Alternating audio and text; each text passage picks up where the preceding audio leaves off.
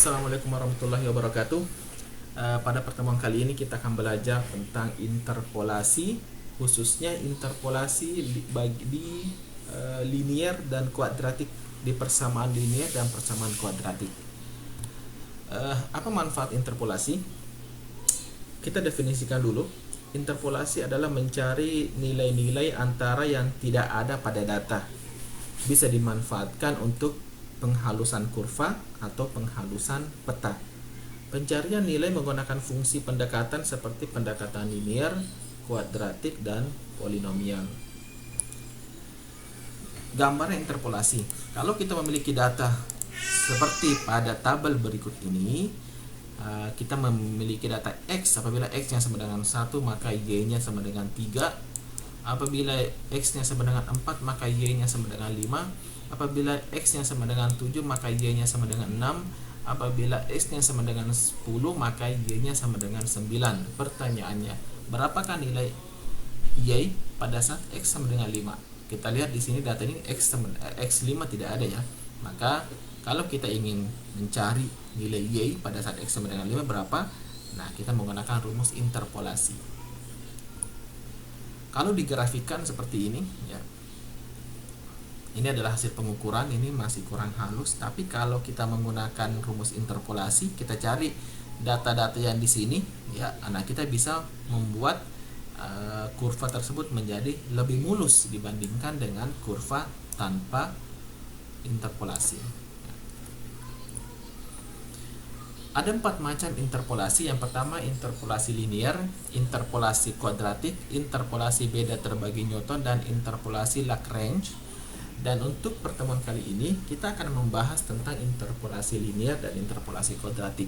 Sedangkan untuk interpolasi beda terbagi Newton dan interpolasi Lagrange kita akan belajar di pertemuan berikutnya. Interpolasi linear. Interpolasi linear menggunakan fungsi pendekatan linear. Yang kedua, interpolasi linear menggunakan dua titik X0 dan Y0 dan X1, Y1 yang berada paling dekat dengan nilai X. Nilai Y pada sebuah nilai X adalah, nah ini adalah rumusnya. Y sama dengan Y0 plus Y1 dikurang Y0 per X1 dikurang X0 dikali X kurang X0. Contoh ya. Diketahui data sebagai berikut ya. X-nya 1 menghasilkan Y-nya sama dengan 3, X-nya 4 berarti Y-nya sama dengan 5. Ini data ya, ini data berdasarkan tabel. Nah, pertanyaannya, jika X-nya 5, berapakah nilai Y-nya? Nah, kita akan lihat di sini. Bila X-nya sama dengan 5 berarti sini ya. Sini. Antara 4 dan 7. Berarti datanya adalah, kalau kita tulis di sini 4,5 artinya X-nya 4, Y-nya 5, yang di sini data ini. 7,6 artinya data ini.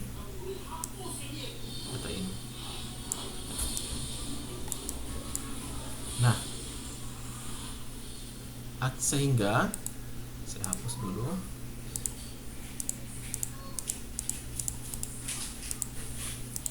Nah, sehingga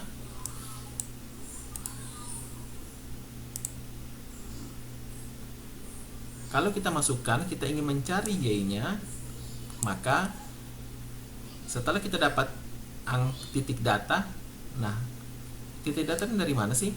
Titik data ini dari data yang paling dekat, karena kita ingin mencari X5 di sini, berarti kita yang paling dekatnya adalah ini dan ini. Maka ini menjadi di sini dan ini menjadi di sini.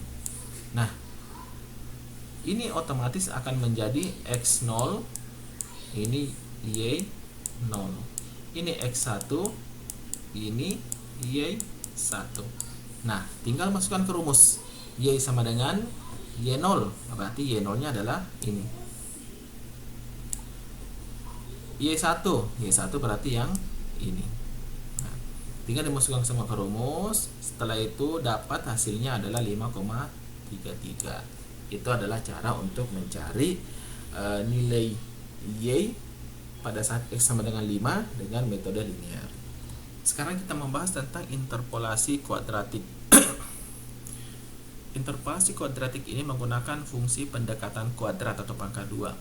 Interpolasi kuadratik menggunakan 3 titik, x0 y0, x1 y1, dan x2 y2 yang berada paling dekat dengan nilai x. Nanti kita bahas yang mana yang paling dekat. Nilai y pada sebuah nilai x adalah, nah ini rumusnya, y sama dengan b0 plus b1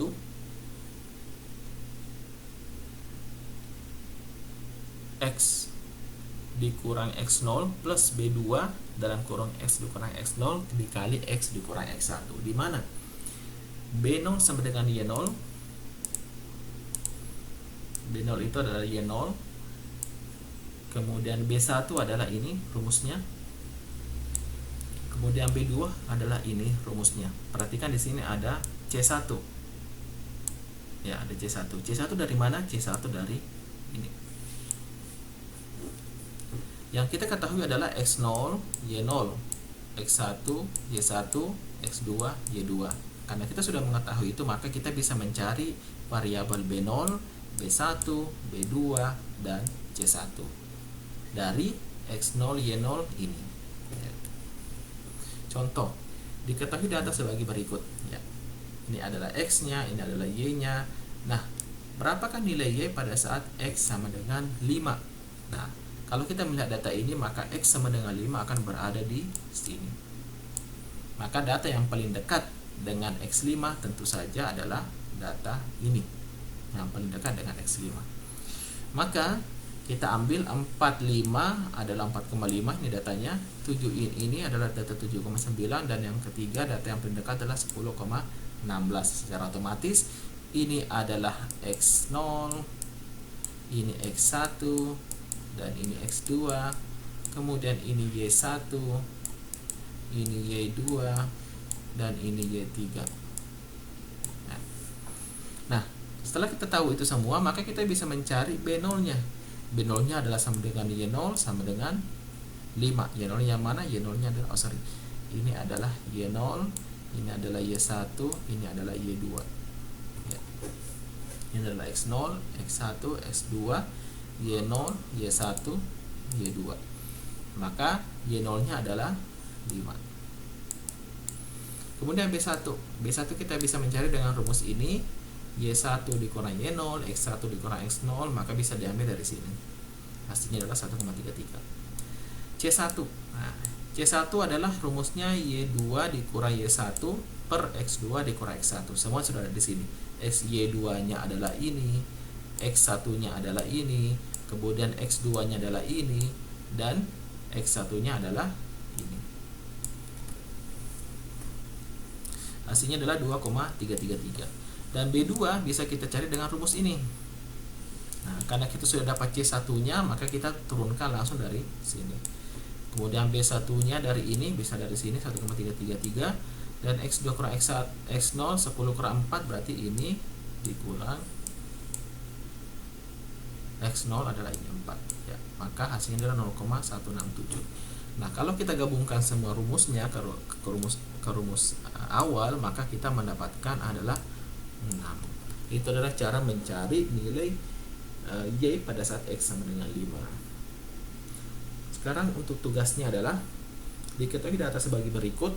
Tentukanlah nilai y pada saat x sama dengan 9. Kira-kira di mana x sama dengan 9? Di sini ya. Kira-kira di sini. Nah, dengan menggunakan interpolasi linear dan kuadratik. Jadi ada dua ya. Gunakan dengan menggunakan linear atau 2 titik, dan kuadratik dengan menggunakan 3 titik. Deadline-nya adalah 17 Mei 2020 jam 23.00. Terima kasih. Assalamualaikum warahmatullahi wabarakatuh.